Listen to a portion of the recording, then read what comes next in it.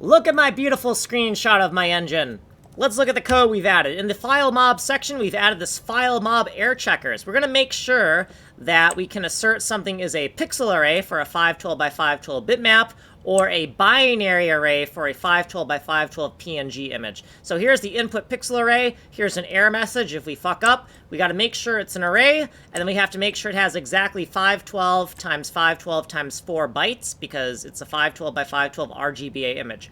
For our binary PNG file, we're going to input the PNG bytes here, the error message here, make sure it's an array, and then we're just going to do a conservative estimate and say it needs to be at least 42 bytes to be a valid PNG file. It's a little bit of a guesswork.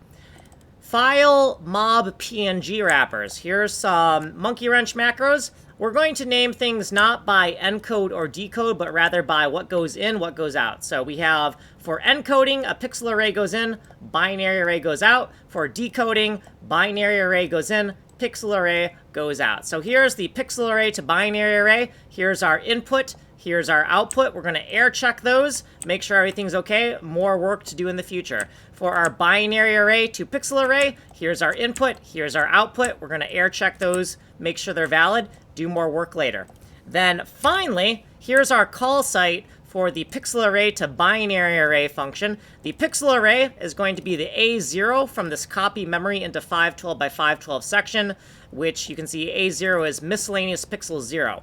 The binary array is going to be miscellaneous pixels 1. We want to make absolutely sure those are two different chunks of memory, and then we're going to invoke our pixel array to binary array function right here. What we did previously, and then our footnotes, and then what we did in this video. We got to get out of here. So like, subscribe, and send money in the mail.